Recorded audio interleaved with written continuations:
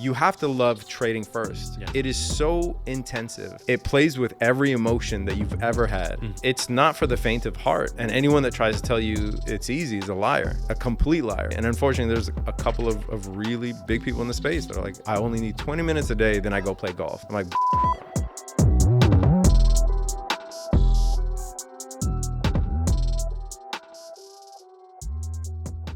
Welcome everyone back to the Words of Rizdom Podcast. We are back once again, still here in Dubai, and we are joined by someone who I'm very excited to have on the podcast. He is the traveling trader, aka Z, and he has traveled all the way. Was it from LA? from LA, yeah. Incredible, absolutely incredible. Very humbled and honored to have you with us, and that's not a short flight. Yeah, it's not a short flight, man. I just want to say thank you so much for having me on. Thank you for inviting me on. The things that you're doing in the space are incredible, dude. Like, I've been tracking your progress, seeing the numbers, the way that you're able to garner interest of the masses and direct them towards our boring world of trading. It's just amazing. And I think a couple of months ago when I spoke to you on Twitter, I said you're our Joe Rogan, and I really mean it, dude. So congrats. I appreciate it, man. I appreciate it. Joe Rogan's like the top tier, top tier, and I appreciate it. And we're just always learning, always growing. That's what it's all about, And I love it. Let's just go straight into it. Traveling trader. I love that because the majority of people, that's kind of their dream. That's their vision when they get into trading. It's the freedom, and then they do want that travel trading lifestyle. So what does that look like for you? Because I've actually seen your YouTube channel, very big YouTube channel. I love it. It's so extensive.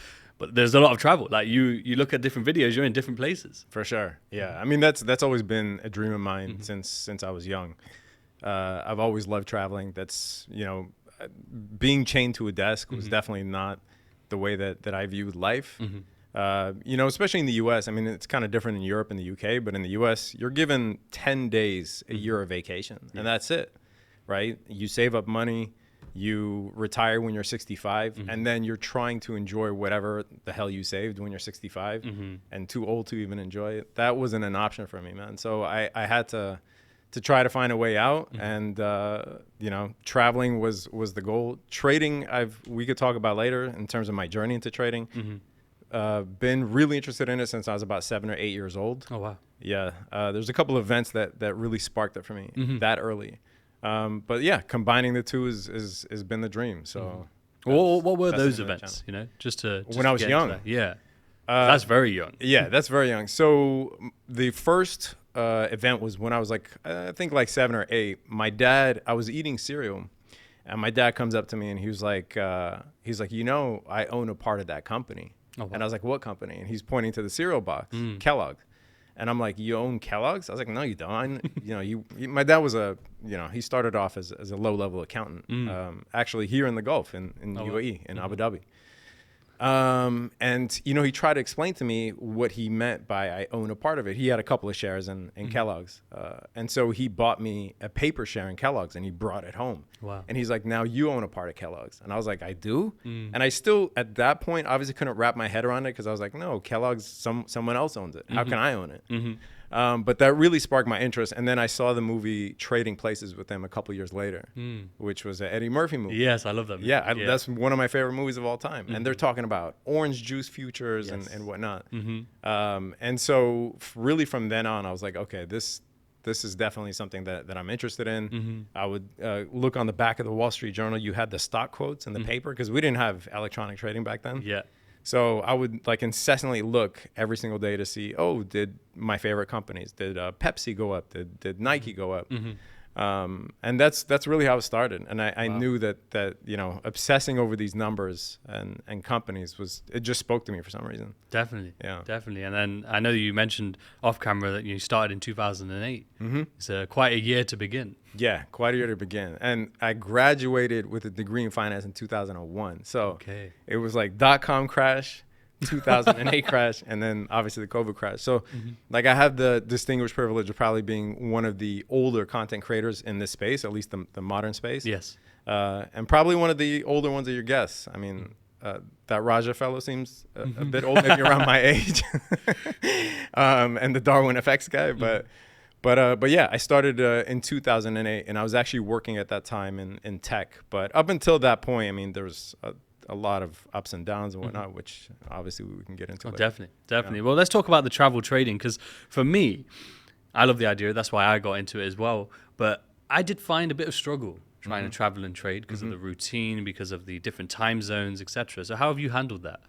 Yeah, it's a challenge, especially when you're used to having a nice setup at home. Yes. The internet connection's a big one. Definitely, That's a big one. But yeah, I mean, over the years, I've gotten used to it. Like I've been running the group, the Traveling Trader group and channel since 2017. So I've gotten used to it. I can't say that it's 100% ideal. I mean, you know, so much of trading is psychological. And we just had Jared Tendler, who wrote The Mental Game of Trading. We just had him on in our trading group, giving a 1 hour discussion with our students. But, you know, the stuff that goes into trading, the mental part of, that's why it's called the mental game of trading, is that it is a constant struggle. There are things every day that are going to mess with your actual trading. It's not a static thing. And yeah, certainly traveling imposes a lot of restrictions, whereas, you know, in the place of those restrictions would be comfort if you're at home. So I can't say it's ideal, but I mean, it's certainly doable. Like I travel with a little monitor. I have my laptop. Yes. You know, I usually travel with like a pocket Wi-Fi, pop a SIM in there to get constant access. But yeah, I mean, it's not as ideal as being at home with a ginormous monitor. Definitely. Yeah. How was it when you first started though? Like I imagine that you first started and you first started to travel, you probably thought, yeah, this is great. And then you probably had some hurdles, no doubt. And those learning points, as you mentioned, Wi-Fi, for example. You know, how did you sort of adapt to those as you went, you know, in the beginning? I mean, you just take some on the chin and you learn from them. You know, like for instance, I used to try to trade on airplanes, right? Yes. So like you'd be sitting on an Emirates flight, and you're like, oh, I'm gonna have an internet connection. Some flights, for some reason, have awesome internet connection, right? I don't know, they're hooked up to Starlink or something. And some flights are just completely terrible. So I, for sure, now make it a point not to have any open positions. I mean, if there's day trades on a flight, I'll make sure not to trade on a flight. You know, depending on the time zone that you're in, I'll make sure to only trade the market open. And now with futures, obviously, you could trade like the London session, which has a good amount of volume. And then when you have like the London, New York overlap, you have a good amount of volume. So, I mean, it's a struggle, but it's not impossible, not by any means. Definitely. And you trade, right, options, stocks, futures, right? Yeah. Mostly now day trading mostly consists of futures, swing trades, options, and then for investments, stocks. Yeah. No, that's interesting, especially the options side, because a lot of the options traders I've spoken to, I'm quite new to sort of the option side of the industry and meeting option traders. And a lot of them are more like scalpers in the options. So like to hear swing trading side. Yeah, I mean, okay, here's the thing when it comes to options trading, why I really stopped day trading options or even scalping options is because there is no preciseness with it, right? So options pricing is erratic. You have things like implied volatility, right? You have things like theta decay. The amount of volume that the options contract has will determine the price of the option. So, you know, if you enter, say, a put, I don't know, Tesla is trading at 250 and you enter a 250 put, and it goes down during the day to 245, and then it traces back up to 248. There's nobody can tell you what percentage you'll be up or down on that option. There's no way to calculate it. You know, I can't tell you that drop from 250 to 245 that I'd be up 20%. Would I be up 40%? Obviously, it depends on your expiration and strike price, but my point is there's no preciseness, right? Whereas when you're trading futures, I could tell you to the penny what I'll be up or down at any point that it's at, right? And so the chop it really kills options premiums, and the impreciseness of the moves, the fact that you can't really set viable stop limits. Because on an options contract, you could be down 20, 30%, but if you look on the chart of the underlying, it's still, the play is still valid, right? But the option is down 30%. So if you're trying to practice proper risk management, you're like, oh, I should cut this because it's down 30%. Yeah. But the candle of, you know, the Tesla chart is still within the boundaries of my play. Yeah. So it's really, to me, it's a it's a tough game in trying to day trade options. So when I say swing trades, it's very easy for me to look at a daily chart of like the SPY. Okay. And be like, okay, if I look at the daily chart, I could see where the macro trend is. I can open up a credit call spread, like a vertical spread, and say that I think the SPY will be below that level. And I could just wait it out. Like I don't have to manage it every day. I don't, really have to deal with the volatility, ups and downs, especially because now I'm in a vertical spread. For those of you that trade options, this will obviously seem very relevant, but for people that don't, they're like, what the hell is he talking about? What would you say, like, break down like vertical spread then? A vertical spread is when you buy and sell the same option. So your profits are capped, but your losses are capped too. Okay. So, if you bought let's just say a 435, if you sold a 435, 440 call spread on the SPY, that means that you need the SPY to be under did I say 435? Yeah, under 435. All it has to do is expire a penny below 435. I don't have to be significantly right. So as long as it could stay below the level that I marked, by expiration, you're going to get 100% of the contract that you sold it for. Now, you're not going to make insane gains, but that's not the point of trading. And I think that's really one of the worst symptoms, I think, of the new COVID wave of traders is trying to go after these 1,000% gains because they make for nice screenshots. Yes, it's a terrible way to trade, and most people who are posting like, "Oh, I made 1,000% on this. Sign up for my group," and I'm not speaking badly of groups. I have a group too, but the amount that they're risking to make 5 figures or even 6 figures on a trade, which I'm seeing now. Yeah. They have losses that amount to near that, but they're not showing that. You know what I mean?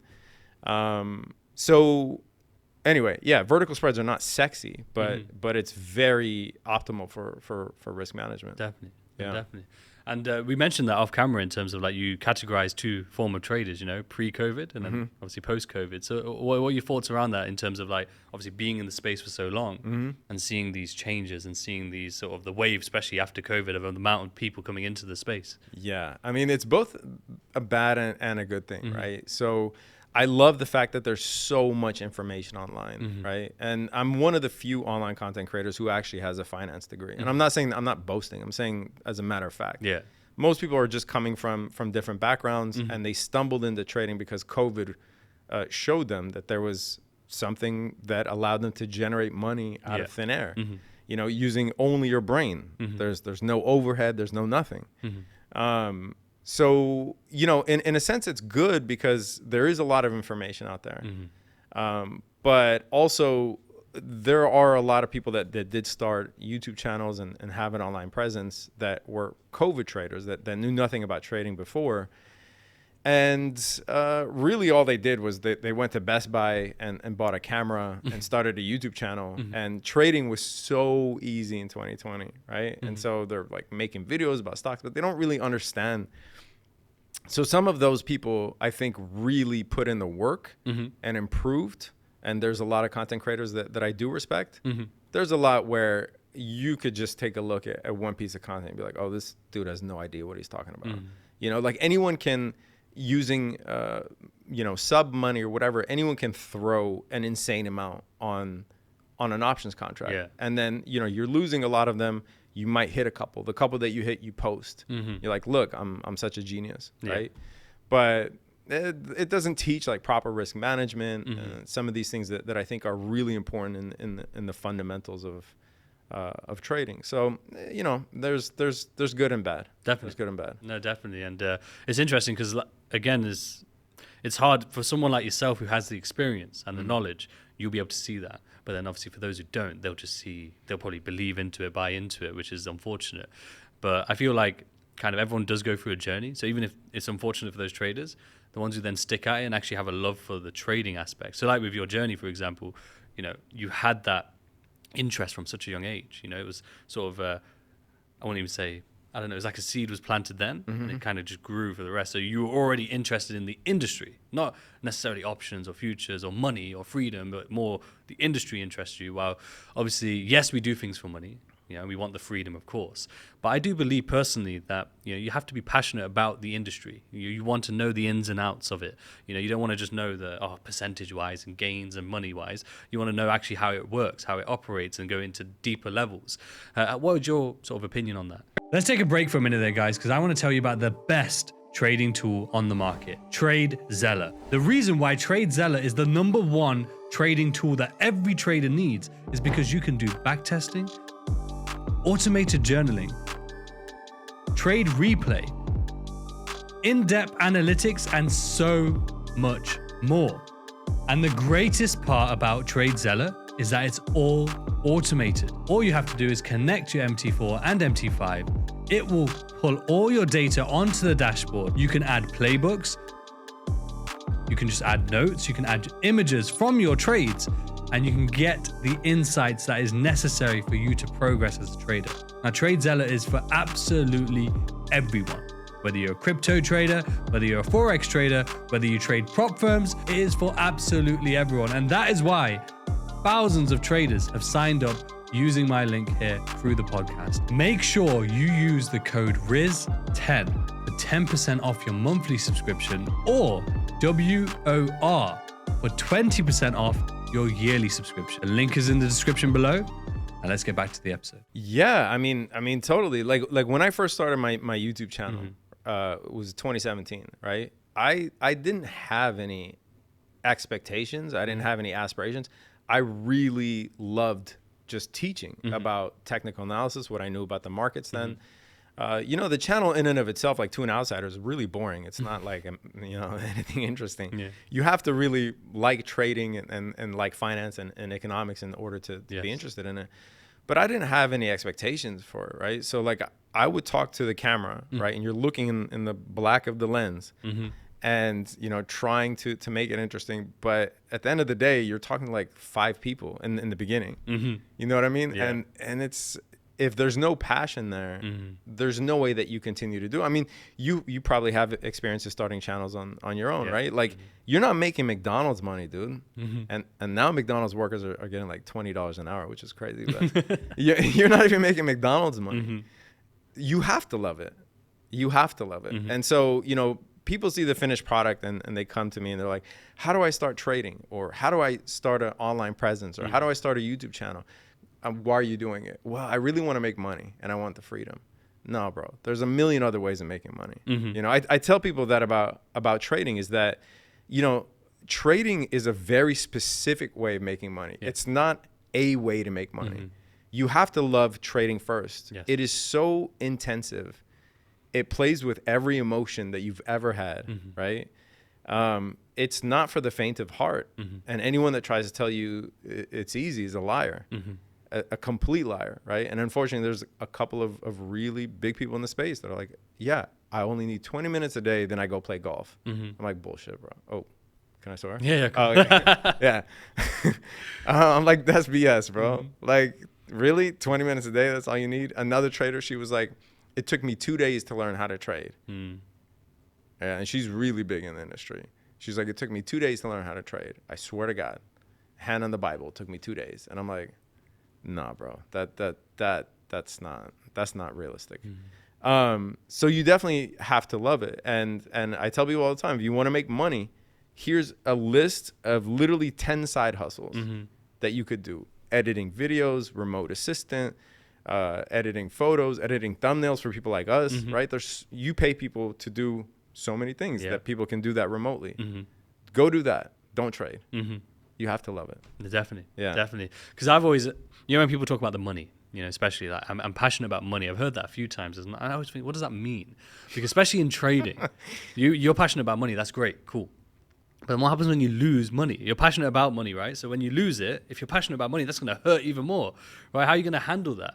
That's why, like you said, and I completely agree, you have to be passionate about the markets, the industry. You need to actually want to learn about it. And I think based off that, the money then comes, right? And I feel like, especially post-COVID and during the COVID era, we had so many traders come in, or so many people come in, obviously because of the sort of idea of trading, right? And what it presents and what opportunity it presents. But a lot have built that passion for trading. I think that's fair. I think, it's fair to have a passion for something like entrepreneurship and money and freedom, and maybe not trading to begin with. Because I was similar. Like when I got into trading, someone I knew close to me was actually a successful trader. So I asked him, like, what do you do? Because I didn't know what they did. We worked in the same place, and then suddenly, like, years later, he's made a lot of money, and then his lifestyle had increased. Very humble person. So I didn't know what he did. He wasn't like shouting like, I'm a trader. He wasn't online or anything. So I just said to him like, well, what do you do? Because we work together and now you're here and I'm still there. And he explained, I trade Forex, right? And I was like, what is that? Like, it was like literally gibberish to me. And then he said, I trade, like the euro against the dollar, gold against the dollar. And just from that description, I was hooked. Because I didn't know how much money you can make or anything like that from that. But the description of it, I was like, that's something I would love to do. That sounds like something I would enjoy. So the passion was there, but of course, like money and freedom was there too. But the passion grew over time. But I feel like some people still, they just focus on the money. They just focus on the money, and I think one part is the person's like belief system and their viewpoint and perception on sort of how things operate and work, and then also equally the negative things that they get promoted online. Like you said, someone saying 2 days I learned trading, or like trading is easy, or I only trade for 10 minutes, 15 minutes a day. But and I get sometimes, like, because I've made reels with a similar notion where, like, the Forex lifestyle is easy, right? For the purpose of traction and like virability. And it's hard to obviously put into a 30-second clip, the ins and outs of trading. But I equally try and do the opposite, where I make another reel where I say it's so hard, right? But I feel like a lot of people don't do the balancing act like that. They'll just do one side, right? And it is unfortunate, because I think, I'm sure you probably met a lot of traders over the years where they have this false expectation. And it's really, really hard to remove that. Have you had any experience of trying to help people to sort of focus on the right things? Oh, I mean, that's all we do. Yeah. I mean, in our group, like overall, we've had 20,000 plus traders over the years, right? So yeah, I mean, that's all we try to do. And I try to set expectations immediately, right? But when people come in, I'm like, look, trading is impossibly hard. It's impossibly hard. And that's really one of the reasons that people get into trading as a way of trying to make money, right? People that aren't really serious about trading, but they choose it because find me anything in the world where the onboarding process is so easy, but the actual endeavor is so hard, right? Like I tell people all the time, I love sports. I love basketball. I love soccer. If I'm at a Laker game and I'm sitting courtside, right? I can't just like jump in the game and be like, hey, LeBron, give me the ball. I want to try shooting a three. You know what I mean? Like, I can't do that, obviously, right? There's such a grueling path to get onboarded to become a professional basketball player. Just like anything else in life. I can't go to a hospital and be like, let me try surgery real quick. You know what I mean? So it's like, but I can go online, open a brokerage account. If I have a 9-to-5 and I'm making a decent income, deposit some money, I can try trading. Yes. What else is there where the ability to make money is uncapped, and the onboarding is as simple as it gets? There's nothing like it, bro. There's nothing like it, and that's why it's so attractive. But yeah, I mean, when people come in, I try to set expectations. I say trading is hard. You got to want to be here for 2 to 3 years, not necessarily with me, but commit to it in any way that you see fit, whether it's with me or other resources. You have to commit to it for 2 to 3 years.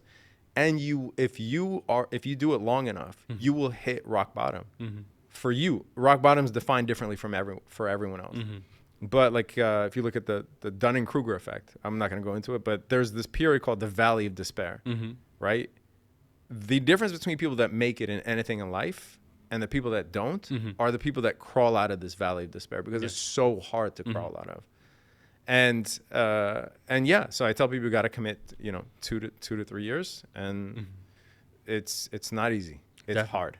Definitely. I love that analogy, actually, in terms of the Valley of Despair. There's something I refer to quite a lot with a few guests, is The Alchemist. I don't know if you ever read the book, where they talk about beginner's luck. Like in anything you do, you'll have beginner's luck. But then after that, you'll be tested, right? You'll get thrown into the deep end. You'll have all the losses, the hardship to test you. If you, that beginner's luck is to show you what's possible, and then the test is then to see if you actually want that bad enough. If you actually truly want that enough. And that sounds like the same, the Valley of Despair. I know in my journey I had that. I barely knew anything. First trading account, first trade, I made money, right? And then obviously you can imagine 2-3 weeks later, that's gone. The whole account's gone. The next account's gone, right? And then the valley of despair began, right? The beginner's luck showed me the way, showed me what's possible, and then I had to be tested. Right? Have you experienced that in your own journey? Of course, bro. Like I said, anybody that sits here in front of you and tells you that they haven't hit their version of rock bottom, but they're a profitable trader, immediately that person's a liar to me. Because I know traders. I'm obviously, like, I'm 43 now. I've been around finance. I've been around other traders, and I have my own journey. Anyone that's ever made it has hit a rock bottom. But that period you're talking about, beginners, like in the Dunning-Kruger effect, it's called uninformed optimism. Yes. You don't know what you don't know. Yes. You come in, you hit a couple good trades, and you're like, oh my God, this is the path for me. Yeah. And you don't realize what's coming, the dread that's coming. But the reason I say rock bottom is different for everybody is because everyone has different budgets, different lifestyles. Some people have families, some people are single. Yeah. But I talk about it. I've talked about this before on other podcasts and in our group, that there was a period in my life when I first started trading seriously. I was in a really bad motorcycle accident in 2007. Wow. Shattered my leg. That was on the verge of on the balance between amputating it or not. Wow. Had to learn how to walk again. Took me a year to learn how to walk. And that year I really dug into trading. But I got a settlement out of that motorcycle accident. It was $65,000. More money than I've ever seen in my entire life at that time, at one time. Like I was working in tech, had a good salary. But like in terms of one chunk that I like took to the bank and donated and deposited, I had never seen that kind of money before. And so I deposited that into my trading account. And I remember the first year trading options, I lost more than half of that in one trade. Wow. In one trade. I don't know. I mean, you're probably much younger to remember. There was a flash crash in 2010, May 6th, 2010. It's a famous flash crash. I think it was a British guy that actually caused it. He was arrested in 2015. Really? Yeah. He was arrested in 2015. It was a big story. Genius dude. But I think I heard his story. Did he come out here? UAE? I don't know if he came to the UAE, but he was arrested in the UK in 2015. It took them 5 years to find him. Wow. But anyway, that flash crash in 2015, I ended up losing more than half of that settlement money. And so, like, my leg is messed up. It took me a year to recover. That was more money than I've ever seen in my life. Thank God I had a good job, but I wasn't gonna go at that time. I wasn't gonna go hungry, like I had in previously in my life. Different story, but losing that in one trade was demoralizing. Like I've never felt that kind of pain associated with money in my entire life. Yeah, in my entire life, bro. Like I felt my stomach was literally sinking. My heart was up in my throat. And I was like, I don't know what I just did. This is, and then you start like down the path of self-hate and like, what could I have done with this money? And I suffered for this money. Now I lost it. Yeah. And it represented like almost half of my salary at the time, maybe a third of my salary at the time. And that was my rock bottom, bro. And the reason that I told you I don't trust anyone that's never been down their own rock bottom, because how do you know how dire it is to avoid the mistakes if you've never done them, right? Like I could sit here and talk to you about risk management all day. Be like 2-to-1 risk reward. Make sure your stop limit is here. Make sure you're not risking more than 2% of your portfolio in every trade. All the bullshit that you hear, right? You've never been through it to know how dire it is to actually stick to that. And that's why I don't trust anyone that's never been through a gut-wrenching loss or a period in their life where they're like, I can't do this. This is so stupid. What am I doing? How did I do this? I wish I can reverse time. I wish I can get it back. Yeah. You know what I mean? What was that process then? How did you overcome that? How did you go from rock bottom to making the changes necessary? I took a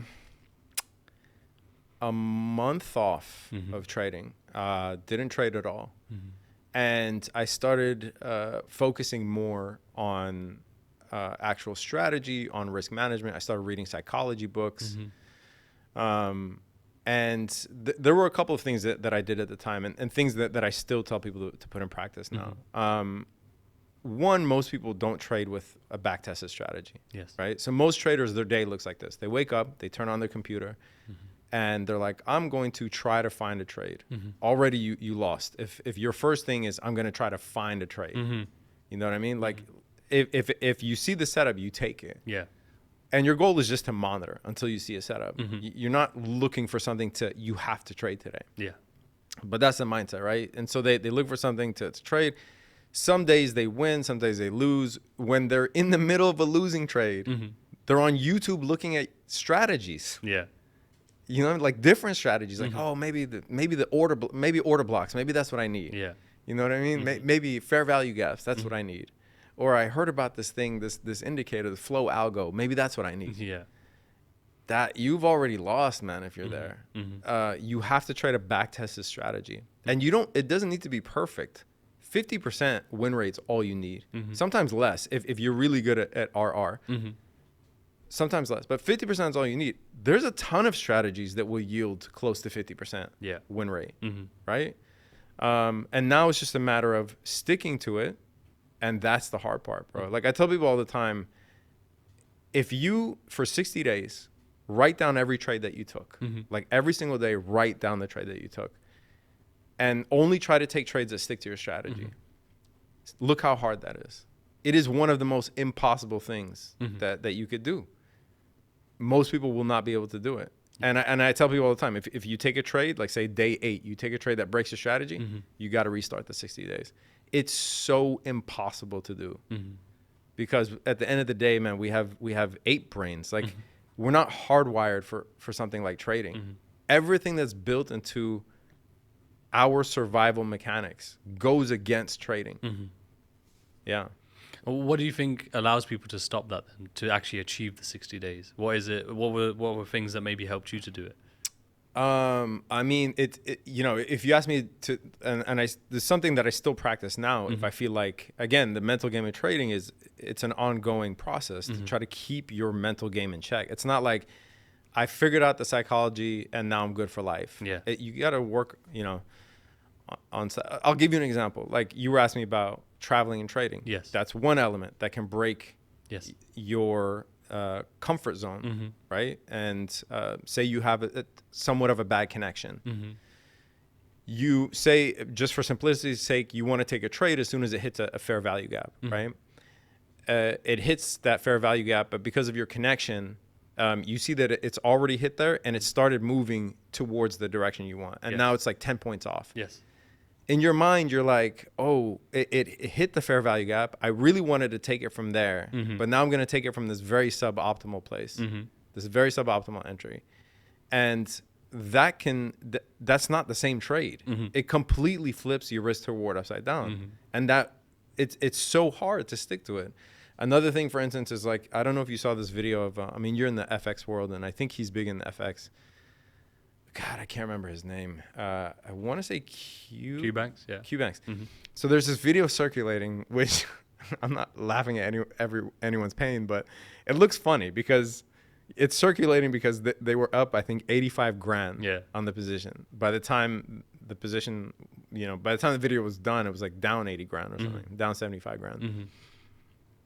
Now, I don't know anything about him, so I'm not going to cast any judgment. But assuming that he's a good trader, if he didn't have people watching him, right, just the element of being live, and now ego comes into play, and your ego's like, shit, I was up 80 grand, and it was on TV, like or on the screen, and now it's dropping. Okay, maybe if it bounces from here, I can redeem myself because I look like a fool now if I close it here.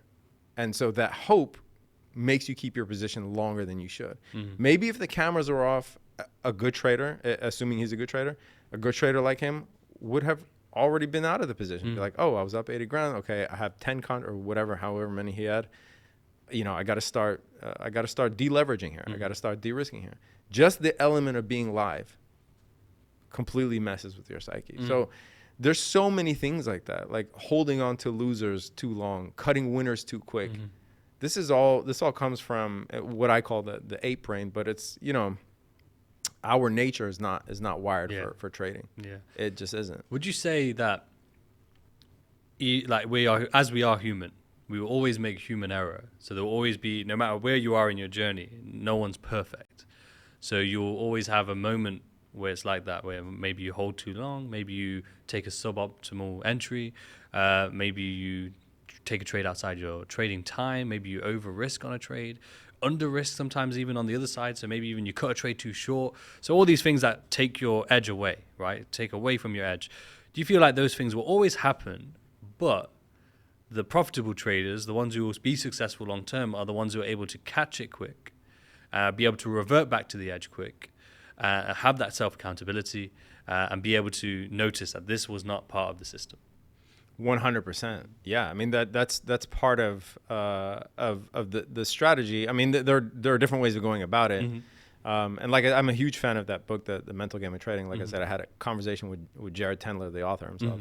So he has a certain way of going about it, but there are ways to go about it. But yes, like the impulse to revenge trade is built in us. It's built in us, and I've been a victim of it. Every trader has, if you've been around long enough. But being able to just get up, walk away, do something else, and then come back, revisit that trade, realize that the market's open every single weekday. If you have a profitable strategy, your strategy will bear itself at least once a day, right? Obviously, some red folder news days exception, but most days you'll spot at least one entry that you'll never be able to get that back.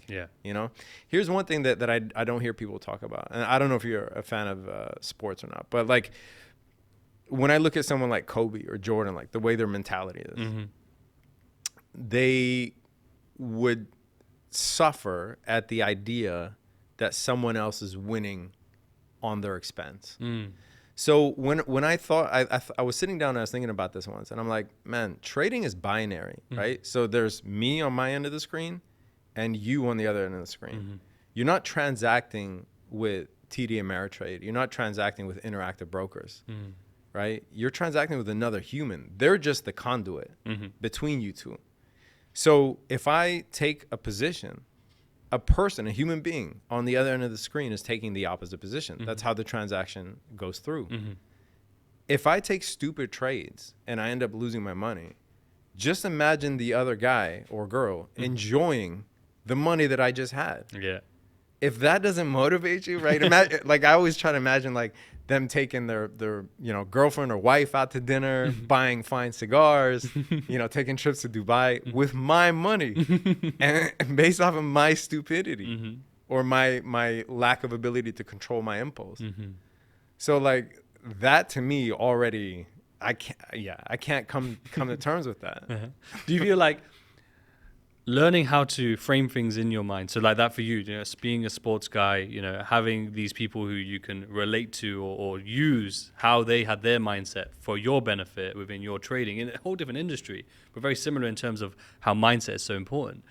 Do you feel like that is so important for every individual trader? Because this is where I think the issue comes with a lot of traders, is that yes, it's great to have mentors, great to have education, but they try to copy and paste. And that's the problem. They copy and paste, but everyone's individual. And we all have our different set of emotions and triggers. Some people are more fearful, while some people are more greedy, right?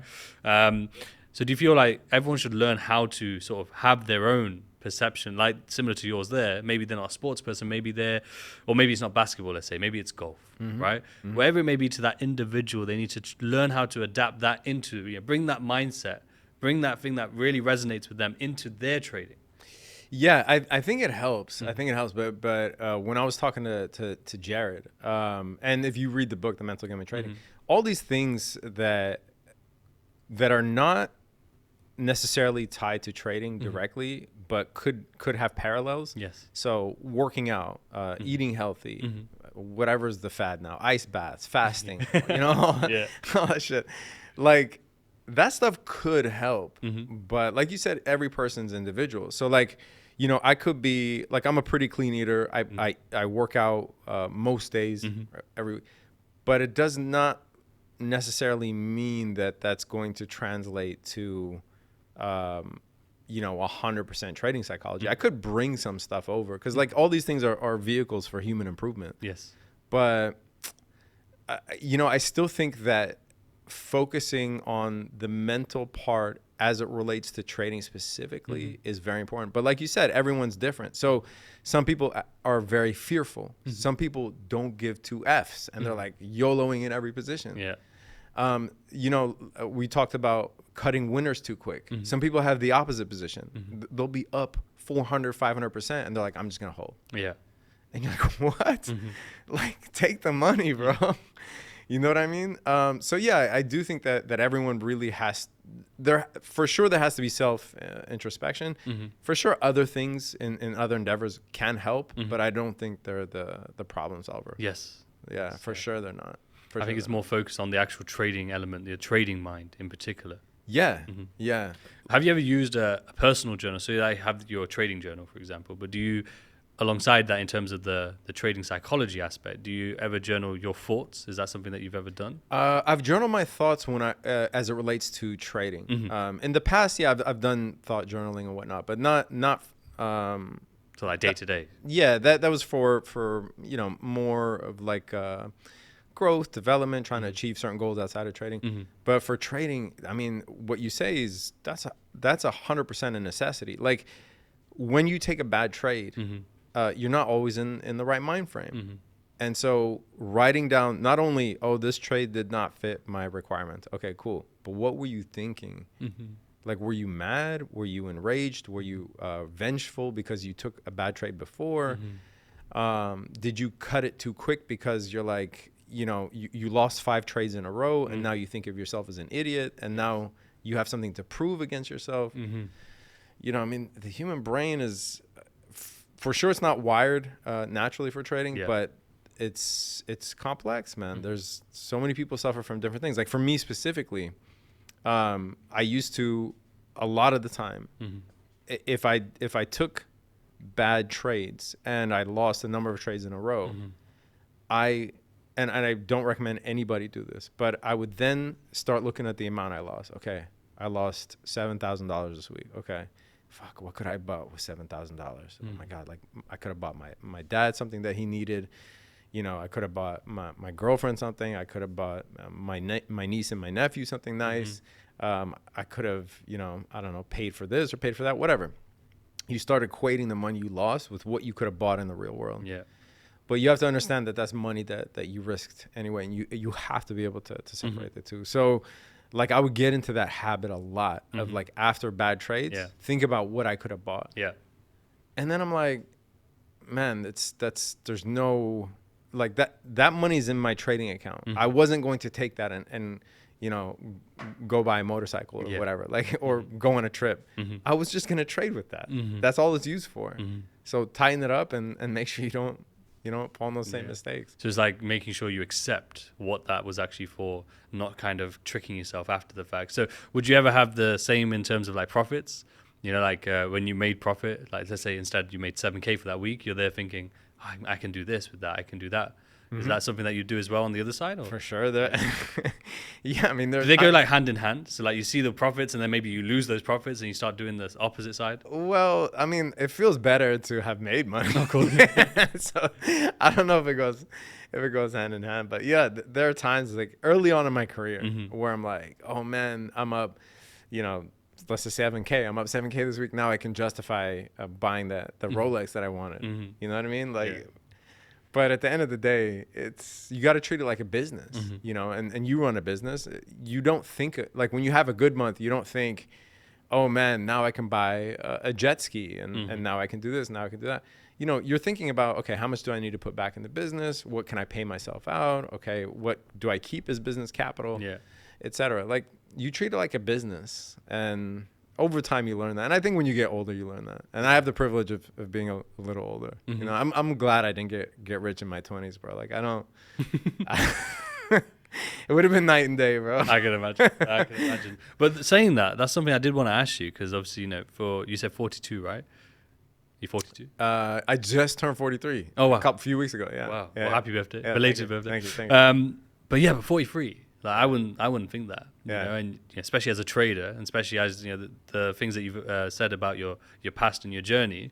There's a lot of stress there, a lot of pain there. With trading, obviously, a lot of stress there, a lot of turmoil. But you've managed to come out of it looking extremely healthy, looking extremely youthful. Alhamdulillah. Alhamdulillah. Yeah. How have you managed that though? How have I managed that? You mean in terms of like taking care of myself? Yeah, especially like I would say the mental space, because especially like with the motorcycle accident, Yeah. going through that process, obviously with potentially losing a leg, Yeah. and then having to teach yourself how to walk. But then also the trading journey has a lot of turmoil. It doesn't really promote a healthy lifestyle, but you look very healthy. Yeah. So what have you done to allow yourself to the fountain of youth? Where is it? Yeah, I mean, thank you for that. But I mean, there's quite a few things. Some of it born out of bad circumstances. Some of it just nature. Like I'm, pretty stubborn person.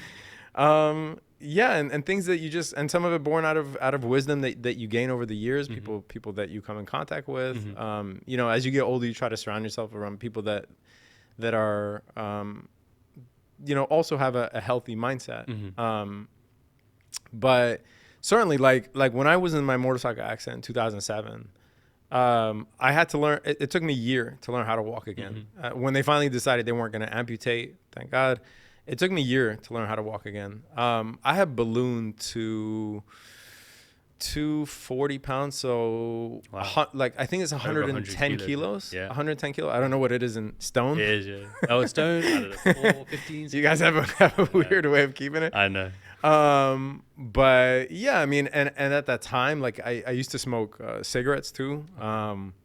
But yeah, I mean, seeing that I was on the verge of losing the ability to just walk, I was like, man, that can't ever happen again. And for instance, seeing that I was, when I had lost most of my settlement money trading, I was like, that can't happen again. I can never feel like this again. And I don't know, man, but just nature, by the grace of God, you know what I mean? Just started getting into a workout routine, and just like in trading, you do research and on strategies and whatnot. Started doing research on how to maintain a healthy lifestyle, and then thank God, as I've gotten more and more successful over the years, I started building things around me that allow me to maintain that. So when I bought a house, I was like, I need a house with a garage, or you say garage, I think. Yeah. but not not to keep my car and my motorcycle in. I keep those in the driveway. I built a whole gym at home because I need to be able to wake up, trade, and I live on the West Coast, so the market opens at 6:30. Yeah. Trade, and then I usually take a break, New York lunch, which is 9 to 10 a.m. my time. Yeah. So from 9 to 10, I get to go work out, and it's right there. Yeah. So as you become more successful, you also can spend in the way of good as opposed to, and the efficiency home, and everything. The home gym cost me like, I don't know, like $7,000 or $8,000. Like I got nice flooring and all.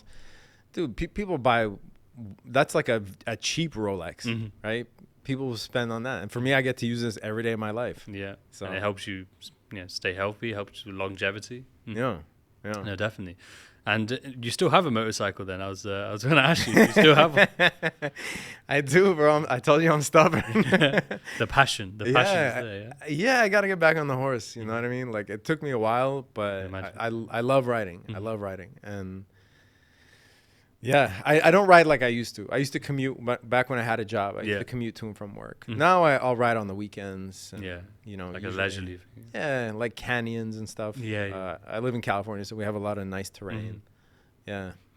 What are the time zone wise? So like, obviously you mentioned London for futures. Is that something you do? Because I know that would be like crazy hours in the morning, right? It's crazy hours, yeah. But usually I can catch. If I wake up 2 hours before, so like it is still crazy hours. But if I get up at 4:30 a.m., 5 a.m. my time, then I can usually catch the London-New York overlap. Yes. And, in terms of the way I trade now, I do utilize a lot of SMC, like ICT concepts. And so usually you'll see a wave of volume before then, especially when it comes to futures. Definitely. So yeah, so you know, I don't always wake up during the session, but I will always wake up during the New York session for sure. Definitely. Well, that's very interesting you touched on that, because I did actually look at your sort of page before we came today, and I saw the fair value gap, and so I was like, oh, this is very interesting. Yeah. So did you find consistency before SMC ICT? Yes. Yeah. Yes. So like I've been training for 15 plus years, Yeah, right? exactly. It took me 3 years to become profitable, almost 8 years to be able to quit my job. Yeah. That's part of the reason is because I was working in tech, Yeah. and in California, tech pays a lot. Yeah. So they call it the golden handcuffs, right? So I'm like, man, do I really want to quit my job and just trade full time? Yeah. You know what I mean? Like it was a decision. So I probably could have quit earlier, but you know, you're making a good amount of money, healthcare, all that stuff. It's a hard decision, but yeah, certainly the way that I've traded has changed drastically from when I first started and now. And I feel like if you don't do that, you probably die out, right? Like you have to adapt. But one of the students who now works for me as an analyst, she put me on to ICT concepts a couple years back. Yeah, I think it was a couple years back. And at first, man, I'm like, she was like, watch this video. And I'm like, I'm watching it and I'm like, this guy? Like, you know, I don't know anything about him. I hadn't seen him, but like the way that he talks, he's abrasive. He's definitely polarizing, right? And I'm like, what do you see in this? She's like, no, it's amazing. And, you know, you see people praising him like a prophet online. Yeah. And I'm just like, I'm for me, man, like I'm Middle Eastern, right? Like by nature, I'm skeptical. Yeah. You know what I mean? This is why we don't fall for, you know, like cult leaders or gurus. Like you see that a lot in the West. Yeah. But when I watch these documentaries on cult leaders, I'm like, who would fall for this guy? You know what I mean? Yeah. So like by nature, I'm skeptical, bro. So it's like, I first was like writing it off, and then I was like, okay, fine. Let me try and learn the concepts. And you know, me and her and another trader, we get together, and we share stuff in between, and I would watch stuff online. And man, honestly, like he's so polarizing for a reason, which we can talk about. But in terms of if you take the concepts at face value, I've never in my entire life seen anything as precise. Never. Like before, when I had achieved profitability, the swings were crazy. So, you know, you could still be profitable, but your drawdowns are uncomfortable. And now, even if you just introduce the concept of say, liquidity, right? The way that is taught in ICD, just looking for liquidity, you're already halfway there towards a good trade. Because, you know, what's the number one thing that the traders try to answer? What direction is the market going? Yeah. Do I go long or short? Right? Just the concept of liquidity will solve a lot of that for you already without knowing anything else, right? Without knowing time and price, just the concept of liquidity. Yeah. And once I introduced that, and obviously other people have talked about liquidity before, but in the way that he talked about it, I think was a complete game changer for sure. Oh. And what was the process of like going from your old strategy to new, especially because it was profitable? What was the mindset, or how was the process of switching? Well, it was the precision that I saw other ICT traders achieving. Now, obviously, he gets a lot of slack because he's polarizing. You know, people say he's a paper trader, and a lot of that, like, I don't know if he believes what he says, and I take this with a grain of salt because I don't follow all the content, but I know enough about the, you know, for instance, you know, next month I'm gonna release another PD array, and the reason I can't release this, you know, to you at once is because your brain can't handle you know what I mean? Or like I'm the author of this stuff. Maybe he believes it. I don't know. I don't care, because it's like when I look at it, it's super profitable, but I can't engage in like the cultish worship. But I still am not gonna say, like, I'm objective and I'm fair, and when I look at something and I'm like, holy shit, there's something here that's really novel for sure.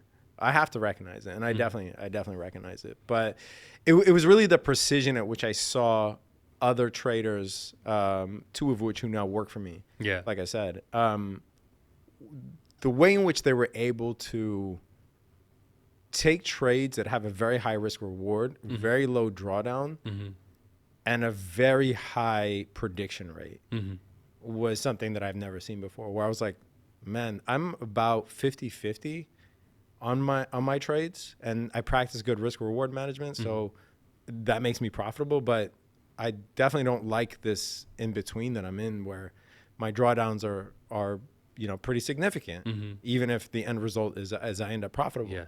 So that emotional turmoil, trying to reduce that down. Yeah, and just trying to be efficient.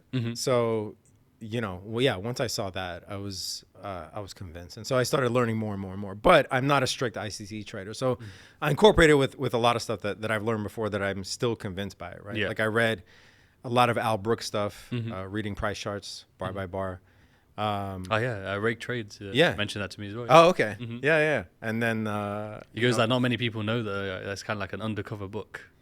Al Brooks is for boomers. He's known. Yeah, he's known. But as in that particular book, a lot of people don't like. Oh, really? Mention. Yeah, that's what he said. I don't know if that's true or not. Yeah, I don't know either. Yeah. I don't know either. I know Al Brooks is. I mean, he's you have Larry Williams, and then Al Brooks is like right below that. So I've heard Larry Williams' name before. Actually, a lot of people try and say like ICT took some concepts from Larry Williams, I believe. I think he claimed he was mentored by him. Oh wow. Yeah. There's like so many stories. There's like a million. Yeah. I try not to get into it myself because I think ICT, in my opinion, is like the best marketer in the game. Not in a negative way, because obviously there's no lifestyle. He doesn't show any lifestyle, right? He doesn't really show any profits either. So he's the best marketer in the game in terms of he's created such a polarizing and cult-like following. He is the biggest, almost like trading YouTuber, with probably the biggest and most loyal following, right? And I think that is a skill set in itself that even I don't even know how to do, right? I can understand and observe like how he's done it in some degree, but I think that's incredible, right? And the amount of reach he has is insane, even to this day, still growing, right? Yeah. And it doesn't really show his face, right? His face is kind of there now, but like doesn't like do podcasts, doesn't really do interviews, doesn't really do anything like that. Purely just puts a shit ton of content, right? But the polarizing aspect is like the rants and all the these theories and these different conflicting stories, right? But fair play. But then, as you said, like when you look at the concepts and you look at the results from traders, not to say that every trader who learns this stuff or uses this stuff is profitable. Because I think really the thing that we touched on at the very beginning is what makes the difference, right? So you were able to transition and utilize some stuff by having the mindset, right? By understanding the edge, by understanding that at the end of the day, if I include this, it's not a case where I just do this and then, and there's 100 different concepts, let me try them all. It's like, okay, these ones make sense to me. These are the ones I'm going to use. This is how I incorporate it with the system that I have as well. Done, right? But I feel a lot of people, when it comes to ICT and SMC, and it's nothing to do with ICT or SMC, it's not his fault. It's their fault for going, okay, let me try all 100. Let me try one, and then I'm going to go to 2. Or I lost 3 trades in a row on 1, and now let me go to 2. And then they just jump, and they just go around in circles.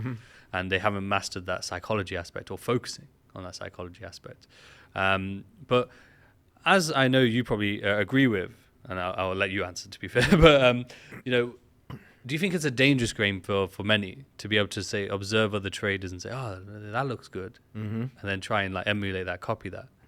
Yeah, because they don't do back testing on their own. And there's so many tools now, man. There's so many tools available to traders now. It's such a different game from when I first graduated in finance in 2001 to when I first started trading seriously in 2008. Like everything has changed.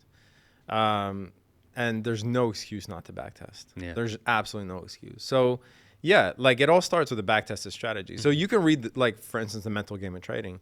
It doesn't apply if your strategy is not profitable. It all starts with a profitable strategy before having the psychology to implement it strictly. Yes. You know what I mean? So like a process. You have to. Yeah, I think it's dangerous, but not based on the people that are putting out the content. I think it's dangerous for people that are consuming it blindly. Yes. You know what I mean? Like we need that content. Like the trading game it's amazing now for the reason that there's so much stuff out there. Like when I started, we had books, Yahoo Finance, the charting platform. Like I first started on E-Trade, then Scott Trade, before Thinkorswim in 2010.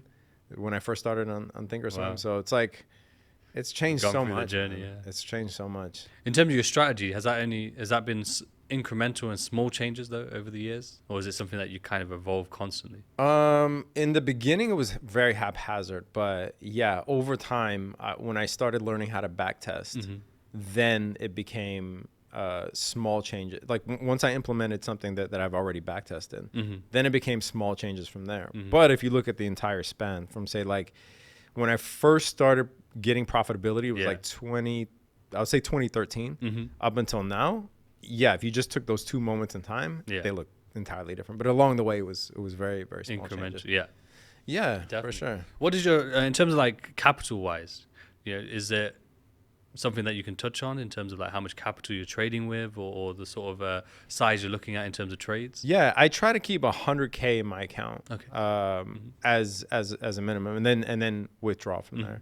But I think, I mean, it's gonna differ based on I have multiple accounts. So like I do option swing trading, for instance, right? So I have an account that's just for option selling, which has significantly more capital. I would say close to $1 million, right? Where I end up selling cash secure puts, cover calls. You can generate income just off of selling options, right? So that's like my income generation. But in terms of like my active day trading, I try to cap my account at 100K. One of the things that also helps is like say that you take a couple of bad losses and say now your account is say it's at 90K, right? If you're at 90K and then you're in a trade and now you see it hovering between 89 and change and 90, that can mess you up psychologically. And I don't let anything affect my next trades. So if I have to replenish that account back to 100K, I'll do it because just that act of replenishing that account already makes my mind at ease that my balance, my current balance is not dwindling. But yeah, for day trading, I just try to keep 100K in there. And then obviously different portfolios, like my investing portfolios, something else. And what about like risk to reward in terms of like day trading? Day trading, I try to keep 2-to-1 risk to reward minimum, right? I have no problem with people doing, say, 1-to-1 scalping. Like you can make a living off 1-to-1 scalping. But it's tough if your strategy is not at least 50-50. That's a very hard proposition. Like you have to be ironclad in your strategy and mistake free for 1-to-1 trading, like mistake free. But it's doable. But I try to keep 2-to-1 or better. If I can catch, one major liquidity zone like buy side, and I'm targeting sell side, obviously now you're dealing with a 6, 7, 8 hour trade. Would you say that they come like sort of ever so often, the sort of larger risk to rewards? It is definitely harder. It is definitely harder. Yeah, especially if you don't catch the move from the beginning, from the beginning of the liquidity zone. But it's a lot harder. And plus, this is why I have an issue with people who just show paper trades as an example, because there's no element of psychology, right?